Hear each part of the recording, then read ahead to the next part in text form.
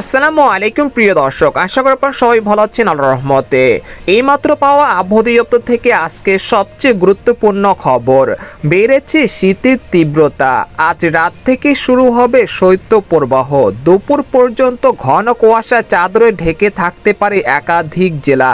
এছাড়া আগামী 24 ঘন্টার মধ্যে দুই বাংলার বিভিন্ন জেলায় তীব্র ঘন কুয়াশা ও শৈত্যপ্রবাহের পূর্বাভাস, এমনটা জানাচ্ছেন আবহাওয়া অধিদপ্তর। আজ ও আগামীকাল কোন কোন জেলার আবহাওয়া কেমন থাকতে পারে এই বিষয়ে কি বলছে আজকের আবহাওয়া রিপোর্টে জানিয়ে দিব। সম্পূর্ণ বিস্তারিত ভিডিওদের সঙ্গে থাকুন। আর আপনি কোন জেলা থেকে এই খবরটি দেখছেন অবশ্যই কমেন্ট করে জানিয়ে দিবেন। আর সবার আগে সর্বপ্রথম সেটি খবর জানতে আমাদের চ্যানেলটিকে সাবস্ক্রাইব করে রাখুন। এবার জেনে নিন এক নজরে। সকাল থেকে উত্তরের হিমেল হাওয়ায় প্রকৃতিতে শীত বয়ে আনতে শুরু করেছে।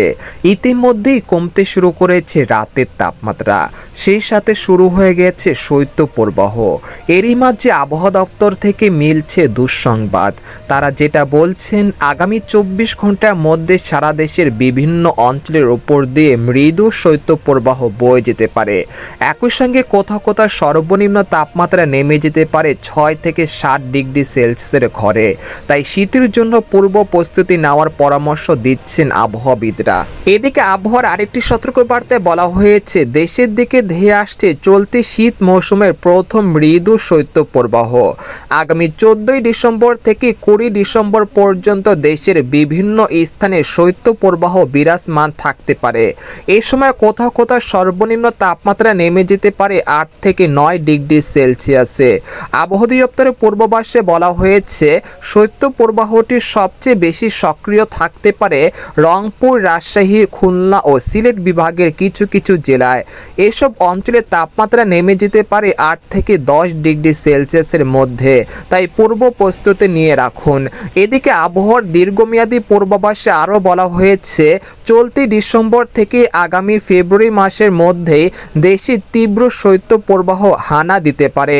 সেই সঙ্গে এই সময়ের মধ্যে হতে পারে শিলাবৃষ্টি ও বজ্রবৃষ্টি।